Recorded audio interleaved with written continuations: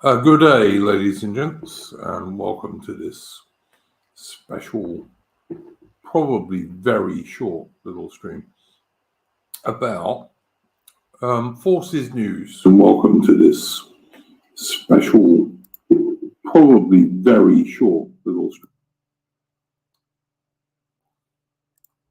Okay, there was my boomer moment, of course. I actually don't know how I stopped that happening. But anyway, welcome to this very short stream, which I think won't be very long. What's the matter, Dosastic Draso, with the sound? Is it okay? Is it not okay? If someone tells me the sound is crap, I'll let you know. This is, like I said, this is going to be a pretty short stream, and it's about Forces News, which is a YouTube channel you can look up. And thanks, Dostastic Racer. Okay, as long as you can hear me, that's okay. Ditto, Mitch. Thank you. You can look up You can look up Forces News on YouTube. It's a, I don't know, small YouTube channel, I guess I'd say, but it is actually British Forces News. It's run by the British government Ministry of Defence, and it's paid for by British taxpayers.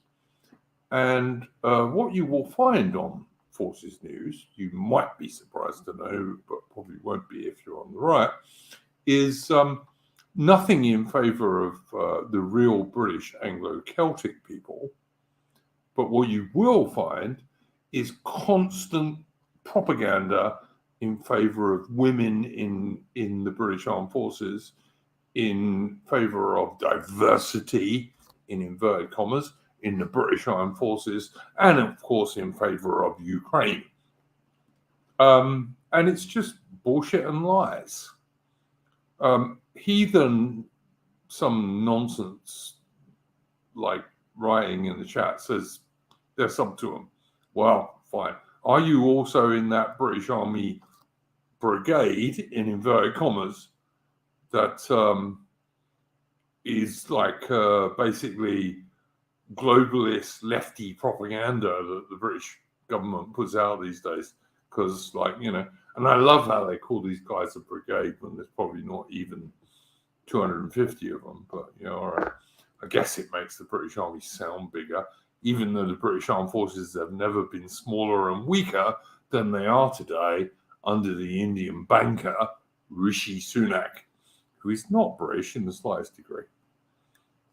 You will have noticed my thumbnail for this stream was some British Army chick crying, which is generally what women are good at, as opposed to fighting. A tiny, tiny, tiny percentage of women are any good whatsoever in war, and an even smaller percentage if they're not defending, like, children or something. My son serves in the Royal Navy, and they have a couple of really advanced machines that basically replicate a warship that's been holed, and the sailors have to fill those holes before the ship sinks. And the women in those places, and my son told me this, he watched it over months when he was doing this shit. They almost invariably end up sitting in the corner crying because they just can't deal with the vast amounts of really cold salt water coming into them. They just can't deal with it. They shouldn't be in the Royal Navy. They shouldn't be on warships. Like, I've got no problem with women being in the Royal Navy in shore jobs, as they were when they were the Wrens. Great, women can do those jobs brilliantly, and I've got no problem with them. They shouldn't be on warships where, you know, you have to, like, pull guys out of burning compartments, make instant decisions about shooting down an enemy aircraft or destroying an enemy warship. Women should not be doing those jobs. They're not good at them. In the army, you can only have women in elite forces like the British Army Parachute Regiment or the Royal Navy's Royal Marine Commandos. You could only have women in those units by lowering the fitness the fitness requirements. It's the only way you can get women into them. They will not ever pass otherwise, because the 99.975% of women can't carry 80 pounds for miles and miles and miles, let alone do all the other things that like a modern infantry soldier has to be called. Yes, Baron Badger, Forces News used to be called British Forces stuff. But of course it's not now. It's now just called Forces News. And it's just constant propaganda against the real British forces. There's almost like if you're LGBTQ, if you're gay, if you're black, if you're Pakistani, if you're a woman, British Forces News will push you 100%. But if you dare be a relatively ordinary, average, straight white Anglo-Celtic British male, British Forces won't push you at all. They are a con job. And like I said, they're run by the British Ministry of Defence, and they are paid for by British taxpayers. Mitch, I couldn't agree more. I could not agree more with what you say there that I've just put up on the screen. Women are good at all those things. I've got no problems with any of that. They shouldn't be doing anything in a frontline military role. They are no good at it. They are useless at it. And men, particularly in the army, but it's also going to happen in the Navy, are going to get killed trying to save the women they're serving with, because men will just try and save women. Because, you know, millions of years of evolution. And it really, really annoys me. Now, look, all right, in Britain, you can say Britain is in a fairly hopeless position these days. Like, Rishi Sunak is not British. Like, he's not British at all.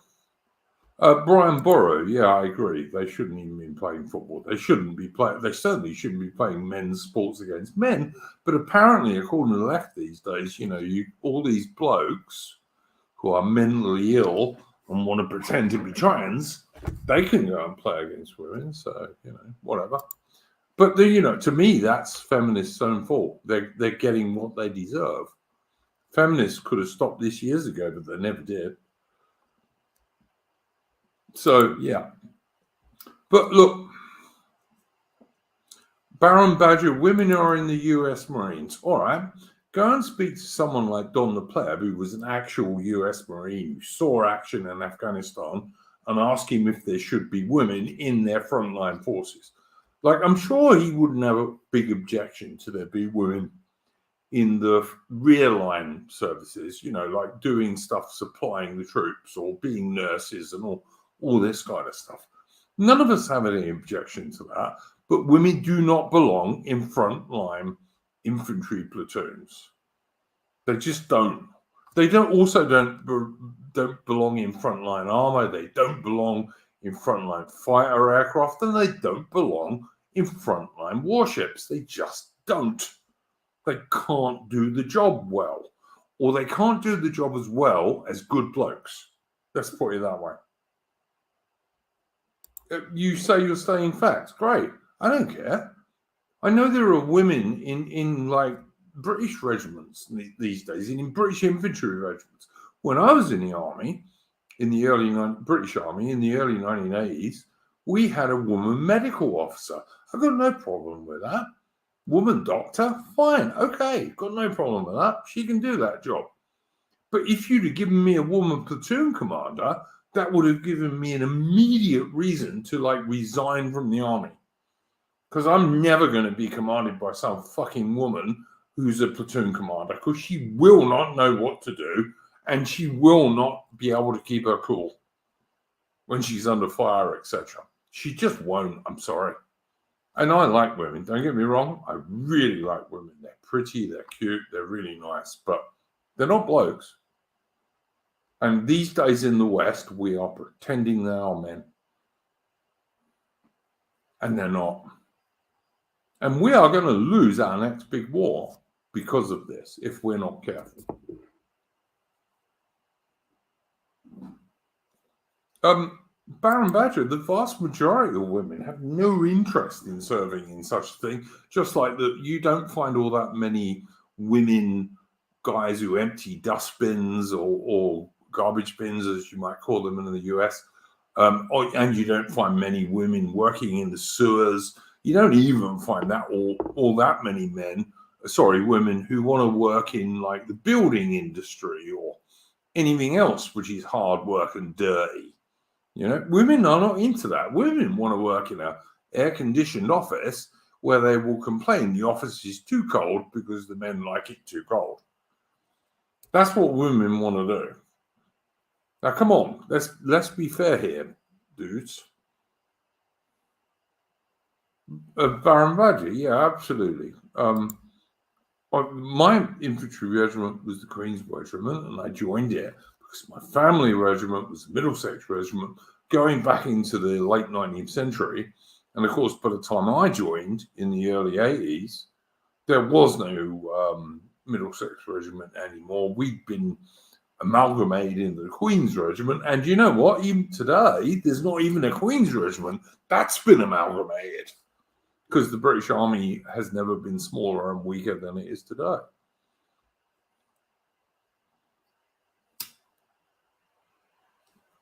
But yeah.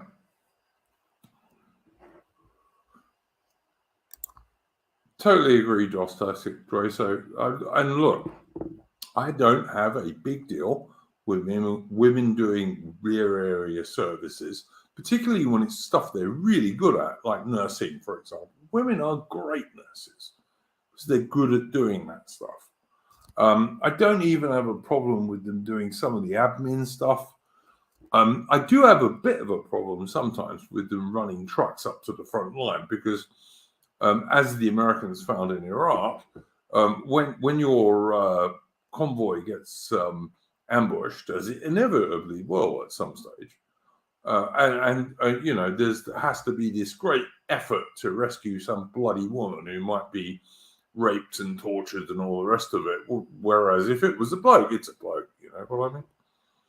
Which I'm not saying they shouldn't try and rescue them, but you know what it is. It's different with women. It always is. And feminism is weird because what it is yeah, it's all the traditional stuff about protecting women, etc. Plus, women are exactly the same as blokes, which of course they're not. It's a lie. It's an absolute total lie.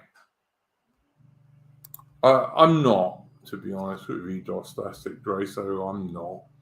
I mean, if the women were just doing like rear area or admin stuff, maybe. But other than that, no, I'm not. I'm sorry. But women do not belong in any frontline service. They just don't. And it annoys me. And like I said, the main reason for this stream is here we have Forces News, which is actually British Forces News, run by the British Ministry of Defence, like one of Rishi Sunak's government departments. And Rishi Sunak is an Indian banker, obviously, not a British guy of any way, shape, or form.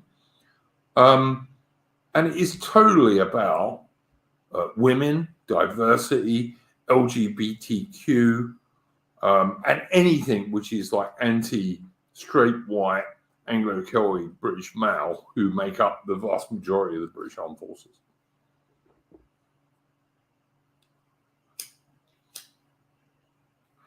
It's just insane.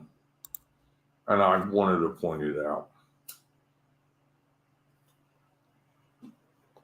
One of the reasons I did not watch the coronation the other day is I watched the rehearsals on British Forces News, and all they went on about all the time was the women, the LGBTQ types, and the, in inverted commas, diversity of the the over 500,000 people coming into UK every year from the Third World. But they're not replacing the Anglo-Celtic British people. Nah, sure they're not. Sure they're not. It's just insane. I don't get it, and it's weird to me. And I thought I should bring it up. So there we go. If anyone's got questions, you can ask me, guys, and I'll try and answer them if I can. But other than that, I've made my main points. This was never going to be long. Baron Badger says, did I know that Charles learned how to fly a Vulcan bomber? No, I didn't know that, and I still don't know it. Did he? Did he? Is what I'd say. I knew he flew a Chipmunk, which was a single-engined training plane. I would be quite amazed, actually, if King Charles could have flown a Vulcan bomber. He might have been able to maybe take the control column for a few minutes next to an experienced pilot. I very much doubt if he could have really flown one. I think that's probably not true, Baron Badger, to be honest with you. Very much doubt if that's true, to be honest.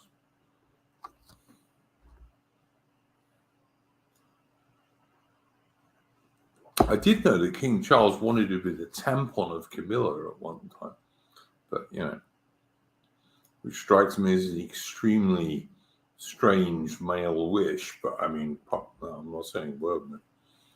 And don't get me wrong, I'm not any sort of Republican. I'm just not. But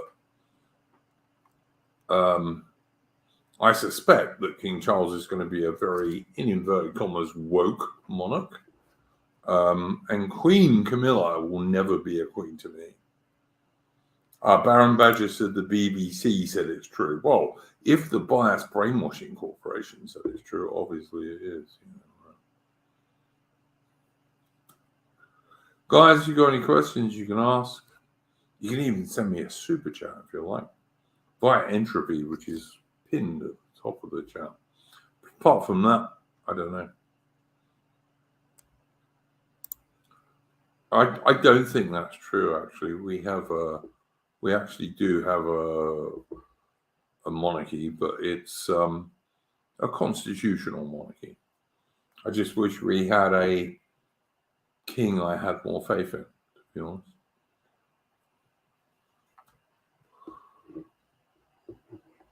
But like I said, I don't believe that King Charles could really fly a Vulcan bomber.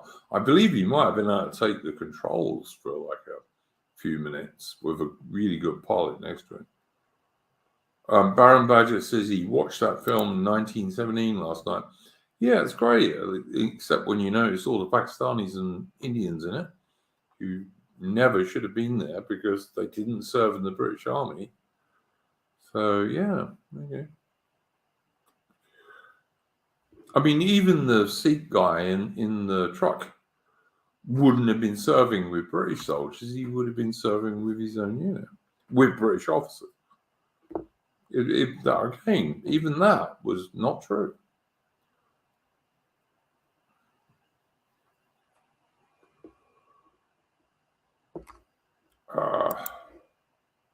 All of that could have been true, except Britain was the first country in the whole wide world to go against slavery.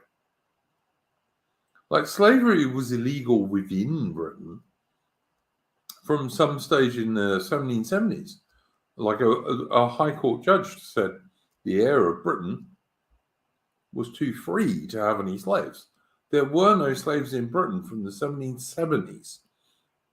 And in 1833, Britain made it illegal, made slavery illegal throughout the whole of the British Empire, which was then over a quarter of the world. And from years before that, had spent considerable blood and treasure, mainly from the Royal Navy, money and also loads of British sailors' lives and Royal Marines' lives, stopping the slave trade. Britain was the first country to do that. So anyone who slags that off says Britain was something about slavery, they're just talking crap, basically. It's a lie.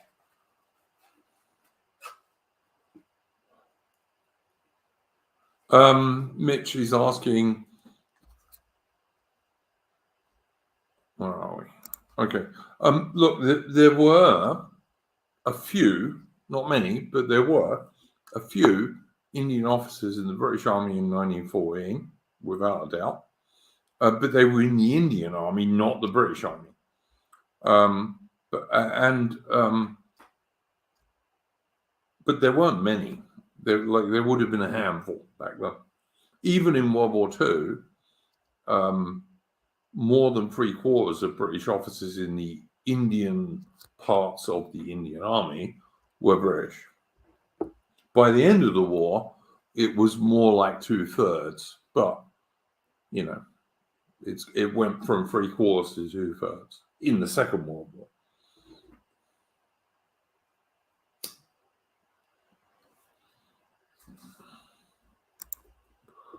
Yeah, I wouldn't have done that, Dostasic Grace. I just would never have done such a thing. Barbados is Barbados because of the British. Wasn't for the British, there'd be no such thing as Barbados. So there we go. And incidentally, I'm quite fond of Barbadians to the extent that when I was a very young boy of about 8, it was a teacher from Barbados who taught me to play cricket. So there we go. Which is a wonderful, great English and British sport.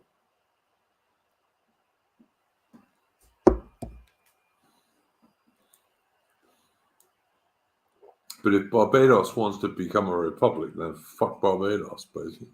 Excuse my language.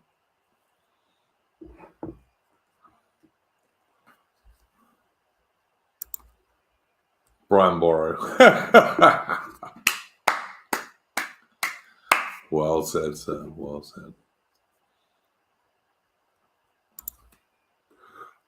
Yeah, I would like to do a Waterloo stream this year. Yes, we will do a Waterloo stream this year, Baron Berger. We should. So yeah, we'll do that. I got no problem with that.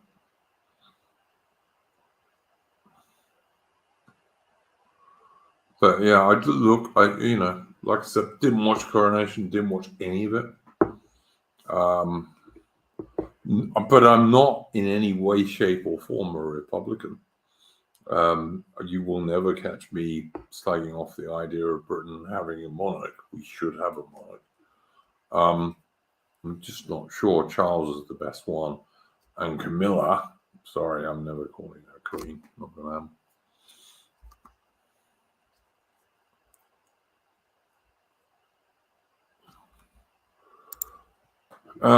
Mitch, when I talk about the Commonwealth, you will notice if you look, and I'm sure you do, that I almost always talk about the old Commonwealth. And in the 19th century and even the very early 20th century, the old Commonwealth was Great Britain, Canada, Australia, New Zealand, and back in those days, South Africa. That's the bit of the Commonwealth I mean when I talk about the Commonwealth. I don't give a shit about any of the rest of it. I've got to say I don't.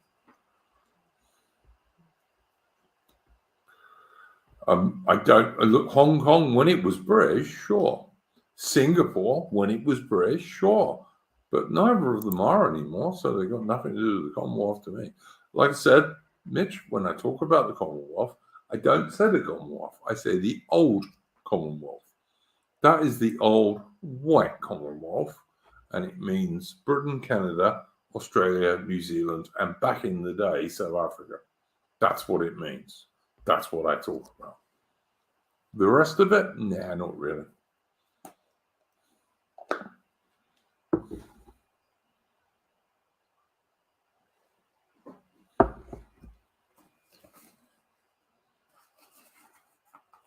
Does that make me a racist? Maybe it does. And if it does, I don't care.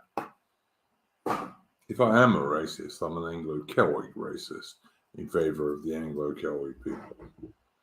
And everyone else seems to be a racist in favor of their own people, which seems to be all right unless you're white. Not allowed to be if you're white. Or British, or Australian, or Canadian, you know?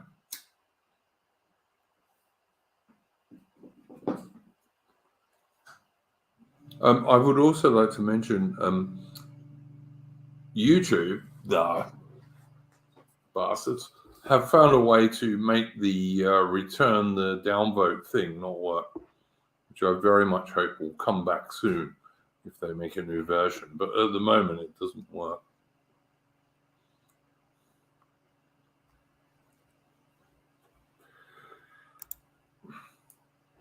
Mitch, no one gets a free pass as far as I'm concerned unless they're Anglo-Celtic. I might give a bit of a free pass to Afrikaners. You know, the white Dutch-speaking people of South Africa. I might give them a free pass, but I don't get and I did live there for 15 years, and they are good guys. But apart from that, I don't give anyone a free pass, to be honest.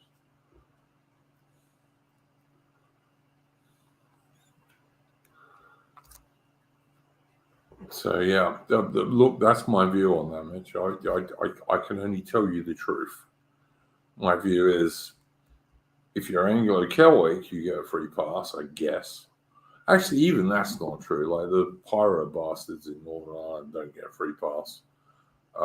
Sinn Féin in Southern Ireland, who want Ireland to become a Somalian-run place, don't get a free pass from me. But generally speaking, if you're Anglo-Celtic and you're pro-Anglo-Celtic, then I'll give you a free pass.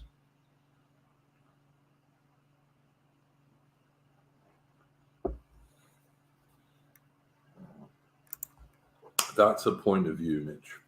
Like I said, back in the day, I would have defended Hong Kong. I would have sent more troops there, but Maggie Thatcher wouldn't do it, and gave it up. And now it's Chinese. So what are you going to do? We ain't going to recapture it. I'll tell you that. Same thing with Singapore, really. If they were still British, yeah, absolutely, I'd still support them, but they're not, so I don't. But that's just me. I mean, you don't have to do what I do. That's just my point of view. So there we go. I don't know. I ain't seeing many questions there, guys. If I don't get many, well, you got about 3 minutes, and then I'll quit this. Because really, I just wanted to point out how vile Forces News was, i.e. British Forces News, run by the British Ministry of Defence, paid for by British taxpayers. I just wanted to point out how vile that channel is.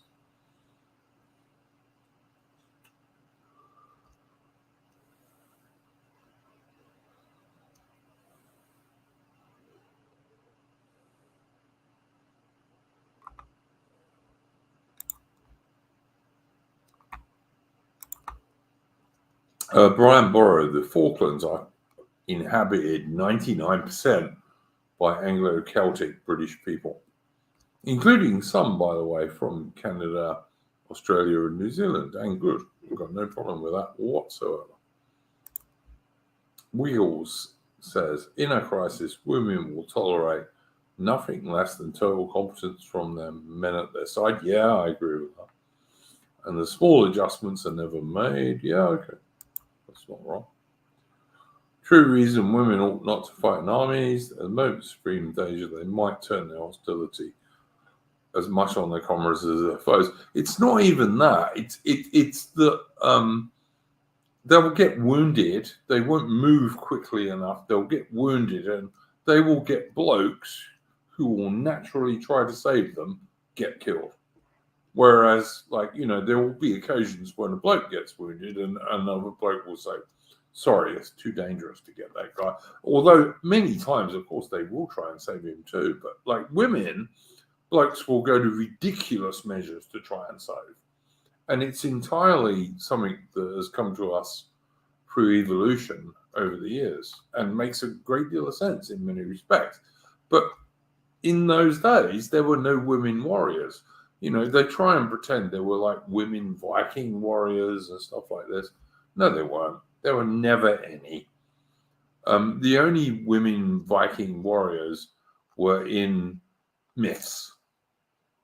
And they were known as myths. There were no real women Viking warriors. I mean, women make shit soldiers in 2023. Do you imagine how crap they would have been back in the day where you were actually fighting hand to hand? Can you imagine how shit they would be? I mean, look, on the one hand, feminists want you to believe that the stupidest idiot wank nerd of about 5'7" who hasn't got a muscle in his body can beat the shit out of his wife or girlfriend and get arrested because she said so. But on the other hand, they can be in the military or in Hollywood. They can go and beat up blokes of 210 pounds, which is ridiculous. Like, I'm 58 years old, and I could easily beat up or scare 99% of women, easily. And like I say, I'm 58, man. I mean, don't get me wrong, I don't do that because I'm not an asshole, but I could.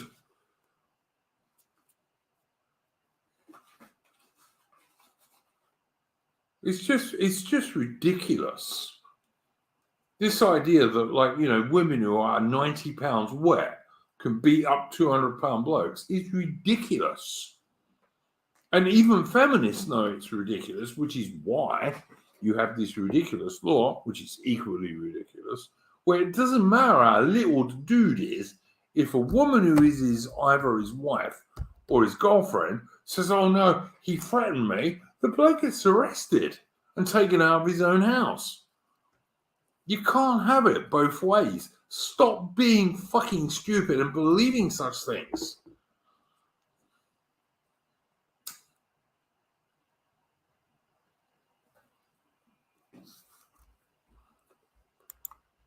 I don't care about force sending, all right? It's not something I really care about. So there we go. Adam says, which is true, but then they shouldn't be on the front line in the military, should they? You know what I mean? I couldn't watch the coronation for the vast numbers of women in the forces, which just made them look stupid, in my opinion. Women look stupid marching. They just do. Sorry. All right. I think we've probably gone long enough on this little stream.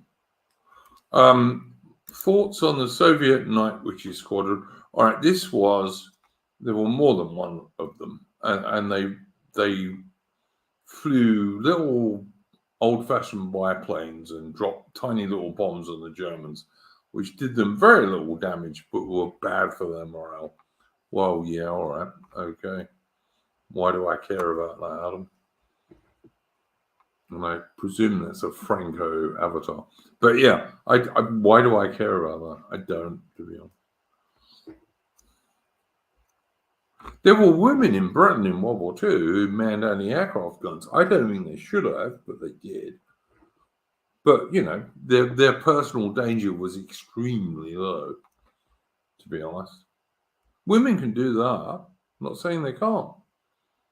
As long as their personal danger is extremely low, women can do that sort of thing. Where you come into women not being able to do things is where they're going to die in, like, I don't know, a minute if they don't make the right decision. Or there's already blood and the ship sinking and, like, blokes are dead everywhere. Then they're no good. And there's also the point where women, like, if they have to kill someone, they don't have that killer instinct. Most of them, 99.9% of women don't have that. Like, I've been slapped around the face by women. I've been punched by women who generally hurt their head, and I've had vases and shit thrown at me by women, and I just laughed because I'm a bloke.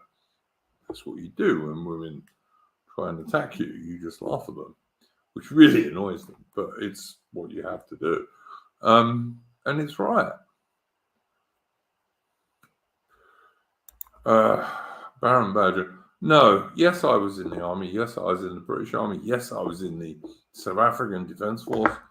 No, I was never a camp sergeant major. My highest rank ever was platoon sergeant in the SADF, where I ran about 35, mostly AFs, killing communists. And we killed quite a few, to be fair. But there we go.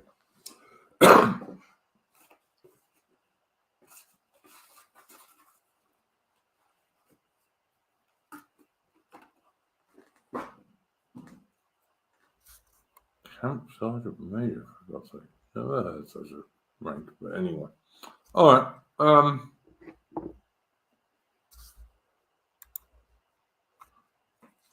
When I joined the SADF, Adam, the rifle was a Galil. It was the F4, I think it was. I never used one. I always used the F3, which was a foul, because the 7.62 round will kill you dead, or if it doesn't, will absolutely like make you spoil your whole day. So there we go. My grandfather was a company sergeant major, so there we go. But yeah, 7.62 for me, mate.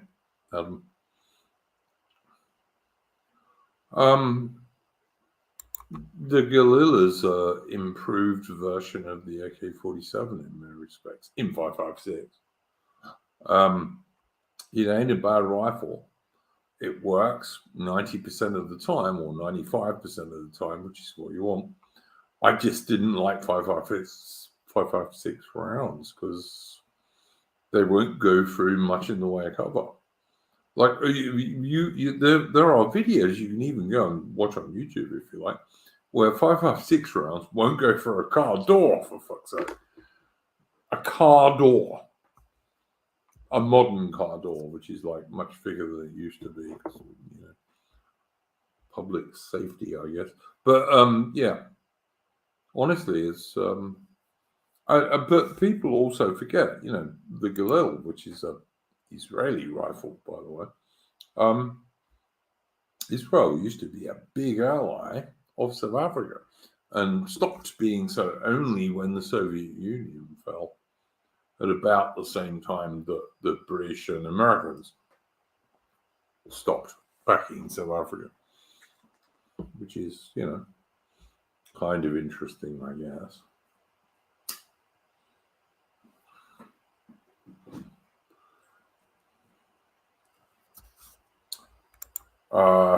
No, it wasn't.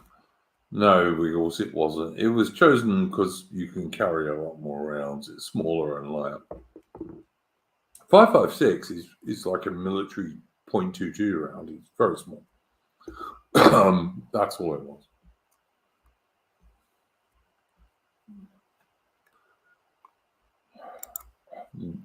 Well, you used to get some propaganda like that out of Russia, like and you'd get Soviet sniper woman and all the rest of it. But I don't think there was much reality behind any of it, to be honest with you. Yeah, to some degree. Although in Afghanistan, for example, everyone, like i.e. the Americans and the British and the Canadians, etc., realized that 5.56 rounds were not a lot of use if you were being sniped at with a 303 or a 7.62, because they have a much longer range. And so everyone introduced a generally 7.62 marksman rifle, for example. Everyone did. And I just watched a video the other day that was claiming from British Forces News on YouTube that everyone in Ukraine wants the British Forces 7.62 marksman rifle, which ain't really a sniper rifle. It's just a bit more accurate 7.62 rifle. So the British Army has two other sniper rifles, one of which is 7.62 and one of which is a heavy sniper rifle. But yeah, all right, fair enough. Yeah, the Russians also went 7.62. Michael UK 19th century fan. They did. Yeah, I still think they're wrong. Has anyone? No one's mentioned so far that the American fighting bits of their army, like not the rear troops, none of the engineers or any of these guys. Actually, engineers is not fair because combat engineers are frontline troops, but none of the like supply guys are going to get this. But all of the frontline troops are getting a new rifle, which is 6.5 millimeter, I believe, which people have been talking about for at least 2 decades now as being the ideal round, which is not 7.62 and not 5.56. 5.56 is too small, 7.62 is too big, so let's go about 6.5. And I believe the new American combat arm rifle, which will mostly go to the infantry and the Marines, is going to be 6.5 millimeter. And apparently the excuse for it is it will go through modern armor plate. But anyway.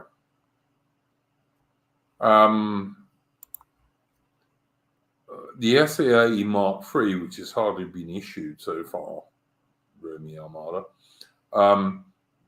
will be the last one. The next one will be a new British Army rifle, which may well be the American rifle or might be a German one. It won't be a British one because Britain can't produce its own rifles anymore because we have lost all our industry. So there you go. But the SAE Mark III is a 5.56 weapon. The SAE now is it's not a terrible assault rifle, apart from the fact it's ergonomically horrible. It's ergonomically the most horrible assault rifle in the world, but it's not inaccurate. But it's really vile to use, and it's also very heavy. It's hardly much lighter than an SLR, even though it's much shorter. It's a vile thing. Adam is entirely correct about that. Yes, they did. Although at the time they did it, apparently Heckler and Koch was a British company then, although it isn't now. But whatever. Who cares what company someone is?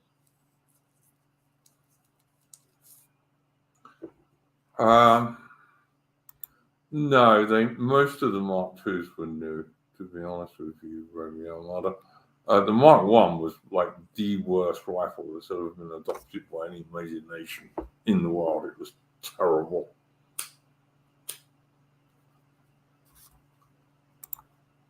That was the claim, yes.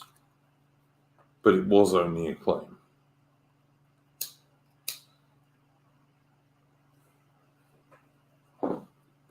I don't know. Look, I've been in an F432 with a SLR, and I didn't have any problems with it. But whatever.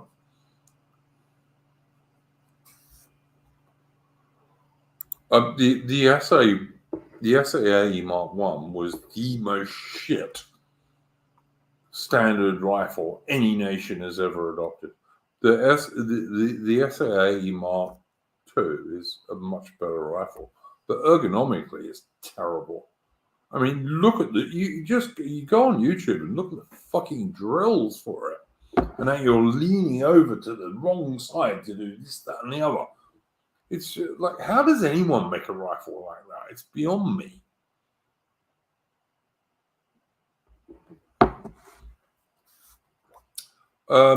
If that's the Canadian rifle, I think it is, Wiggles.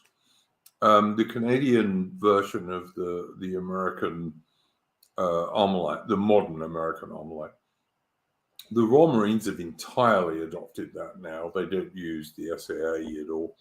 None of the British Special Forces have used the SAE for years now.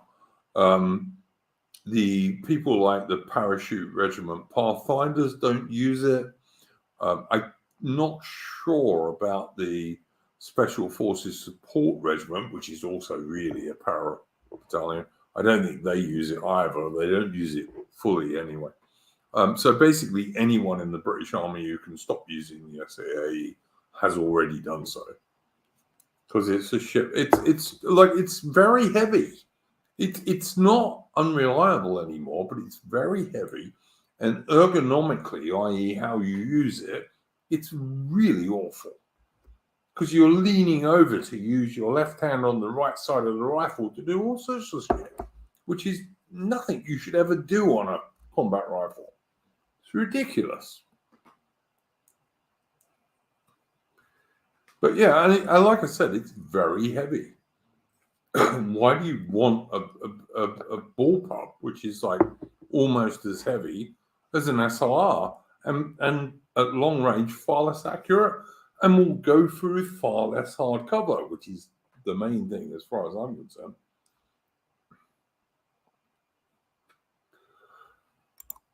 I don't know. Like I said, the next British Army rifle will not be British because we can't make them anymore. The industry in Britain has been removed. Like Enfield used to be the British Army small arms factory, and there isn't one anymore. So the next British Army rifle will be either British either American or German, I would guess. I don't even know. One of the things I need to make the point about, given this stream is about Forces News, the YouTube channel, the British Forces News, run by the Ministry of Defence of Rishi Sunak, anti-Anglo-Celtic British people channel about British forces. Why would you join the British forces these days? Why do you want to fight for Rishi Sunak? Do you think the British Army is going to be, or Joe Biden, as Adam rightly says in the chat, why would you want to fight for Rishi Sunak or Joe Biden? Or Keir Starmer? Which one of their wars would you want to die in? Because none of them, I'm sorry. None of them. They're all total supporters of Ukraine, for example, and Ukraine is fighting for Transvestite Story Hour, and your little daughter having to go to the toilet with blokes pretending to be women. That's what Ukraine is all about. Rory Almada, Hamza Yunek, exactly. I mean, he's considerably less Scottish than me because I have a little bit of Scottish in my ancestry. I don't think he has any myself. So, I don't have any Brahmin masters, Bengal, but like I say, I wouldn't fight for the British Armed Forces at the moment. I just wouldn't. I'm sorry. They're not fighting for Britain. There are many, many, many good men still in the British Armed Forces, in the Royal Navy and the British Army and the RAF. There are many good men still in there. But the very senior officers are not in favour of us. They're not in favour of the real Anglo-Celtic British people at all. And anyone who thinks they are is insane. They're just insane. In my humble opinion, of course.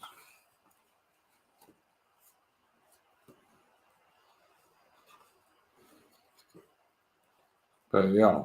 Look, like the reason I did this little stream is, like, I've been following British Forces News for donkey's years now, probably like 6 years at least, and but yeah, actually probably nearer 8 years if I think about it.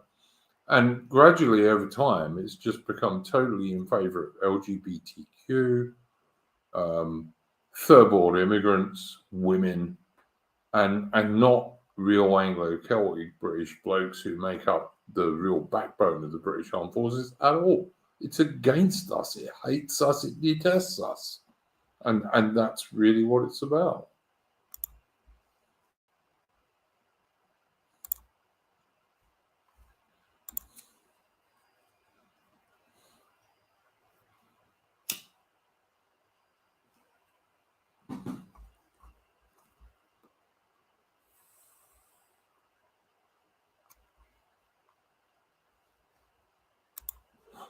I mean, the thumbnail for the stream is this silly British chick crying. Women cry because some NCO instructor slags them off for doing something bad. What do they think? What does anyone think they're going to do when the enemy is like shooting their friends in the head and the face and the leg and the arm and the shoulder and the stomach? What does anyone think those women are going to do who cry because an NCO swears at them because they're fucking up on an exercise when people are really killing and hurting them? They cry when an NCO swears at them, but somehow they'll be all right when the enemy is like, they won't just like surrender and cry, will they? They won't do that, will they? I think they will. In fact, I know they will. But I mean, some of you dudes will have been in a bar when there's been a fairly big bar fight. All right, and I've been in a few of those. I mean, I used to be in the army, So, and when there is a bar fight, what do 99.9% of the women do? Do they join in the bar fight? Do they smile? Or do they try and get out of there as quickly as possible, preferably with their bloke helping them? And it's the third one every single time. This is why, and if women can't stand up in like a punch-up bar fight where mostly it's just fists and a few bottles and glasses and, how are they going to stand up when it's 5.56 and 7.62 millimeter bullets and bayonets and rifle butts and like things that are really going to hurt you and damage you? They won't. But we don't live in a world in the West anymore that has any common sense whatsoever. And so you can't use these common sense arguments.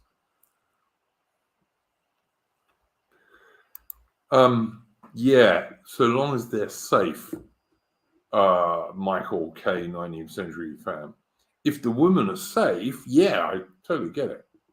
And I had a chick once, right? A friend of mine was getting slagged off, and she wanted to get involved in it, and she was going to get punched.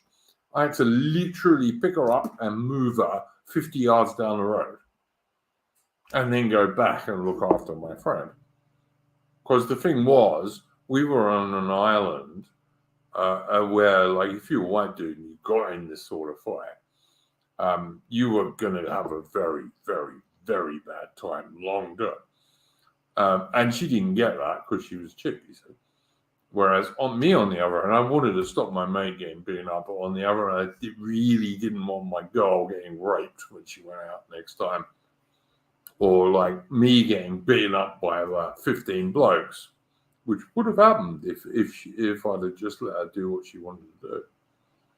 Yeah, this is the real world, You got to live in the real world. Can't live in this fantasy world in your head.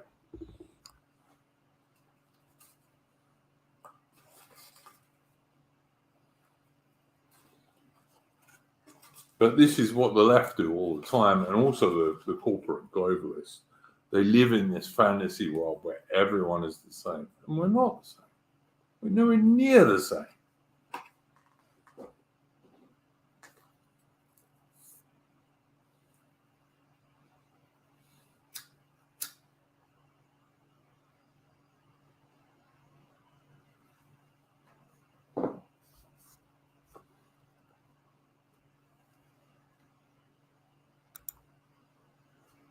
I have no idea what you mean, Romy Armada. Would that depend on the enemy? Like the Taliban wouldn't care, I imagine. Who the enemy is, they will just kill them. That's everyone will just kill the enemy, mate. Even our guys will just kill the enemy. It's what you do. Sorry.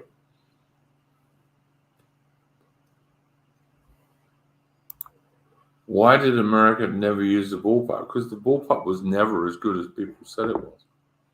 In my humble opinion, the bullpup was never as good as people said it was. It wasn't worth doing.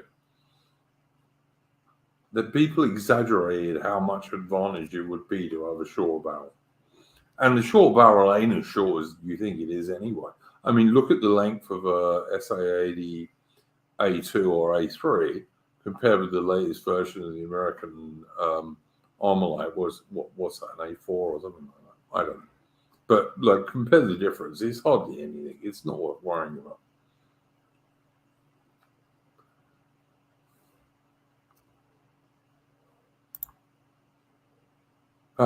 Mate, that's happened to Australians. It's happened to Australian Special Forces guys, and it's happened to British guys as well. It's not just American Marines. That's happened to people all over the place. It's happened to British Marines as well. British Royal Marine Commandos.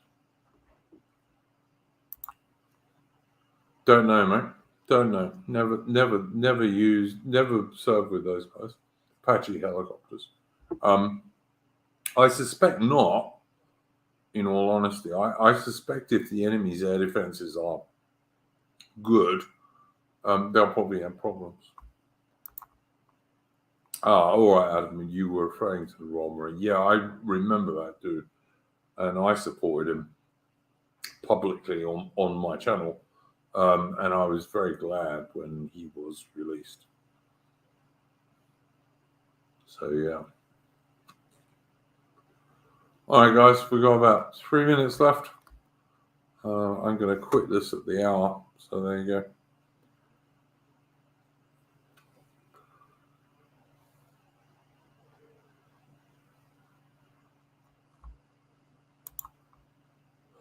go. I have no idea or not if that's true, Romeo Armada. It might be. Could be. But I suspect, like, if you had, like, powerful anti-aircraft defenses, as, for example, the Russians have, like 23 millimeter radar guided guns and pretty good man pads, man launched anti-aircraft missiles.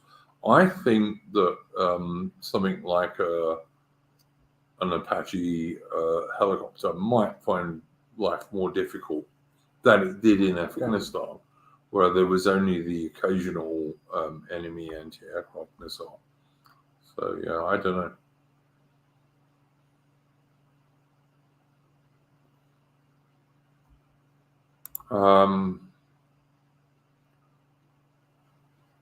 Just at the beginning, why do you hate sailors and want them to have to go back to having to wait till port to get loaded? I'll get fucked required. Get fucked, all right? The people who most hate female sailors in the Navy are the wives and girlfriends of sailors, for good reasons, But, on the other hand, it kind of makes you have to be a slut to serve on a warship, doesn't it? Required, if you think about it. Or a lesbian, and I mean, there are quite a few of those as well. So, yeah. Required, you'll get banned pretty quick if you carry on this way. This ain't the lefty channel, son. You're in the wrong place.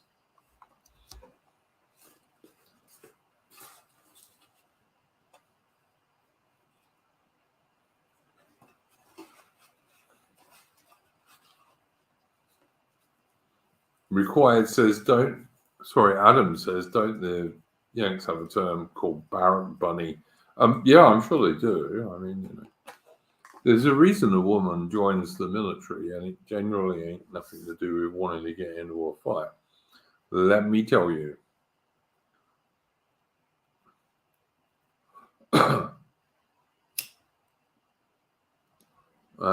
Required says that.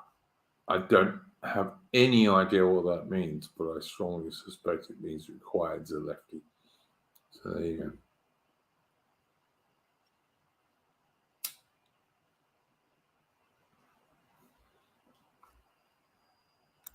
Yeah, but, there's contraception, hello. And we kind of, in some ways, like Western white people, could do with a bit of a pregnancy epidemic. Ain't going to happen from military and women in the military, let me tell you. On the contrary, it will just result in more dead men because women shouldn't be there in the first place. And we discussed this earlier, so I'm not going to repeat myself. All right, guys, I think that will do. I'm going to play us out with a tune.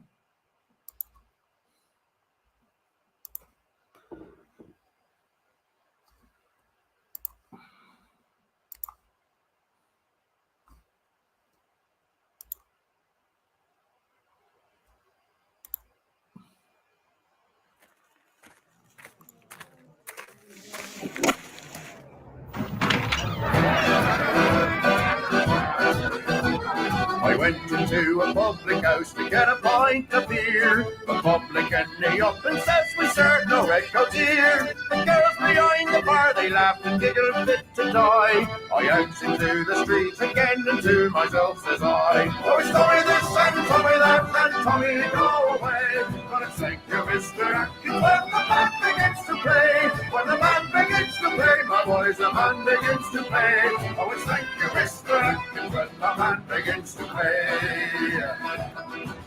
I went into a theatre as sober as could be. They gave a drunk civilian room that had not none for me. They sent me to the gallery around the music halls. And when it comes to fighting, Lord, they'll push me in the stalls. For it's Tommy this and Tommy that and Tommy right outside. With a special train for acting when the troopers on the tide. When the troopers on the tide, my boys, the troopers on the tide. Oh, a special train for acting when the troopers on the tide. It's making a mock of uniforms that guard you in your sleep. It's cheaper than the uniforms, and by Christ they're cheap. And husband drunken sailors when they're going large a bit is a muchly better business than parading in full kit. Then it's Tommy this and Tommy that and Tommy how's your soul? But it's secret line of heroes when the drums begin to roll. When the drums begin to roll, my boys, the drums begin to roll. Oh, I think the line of heroes when the drums begin to roll. We aren't no thin-bred heroes, well that much is true. But single men in barracks remarkable like you.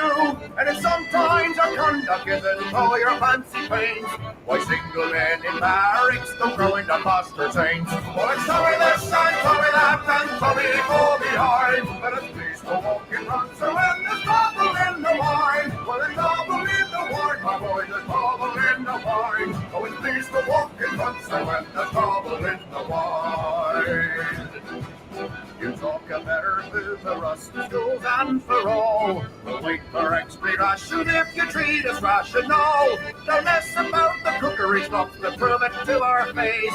The widow's uniform is not the soldier man's disgrace. For it's Tommy this and Tommy that and chucking out the brute. But it's savior of his country when the kids begin to shoot. And it's Tommy this and Tommy that and anything you please.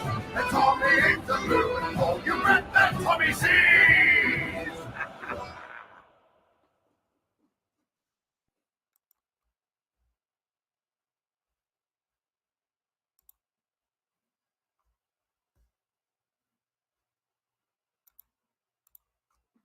Okay, that was the excellent Chris Garb. Please go and subscribe to his channel if you like good music.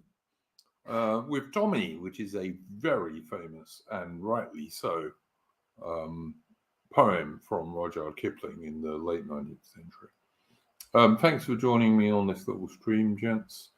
Do subscribe to the channel, and I will see you probably on Saturday evening UK time for the next Splendid Isolation.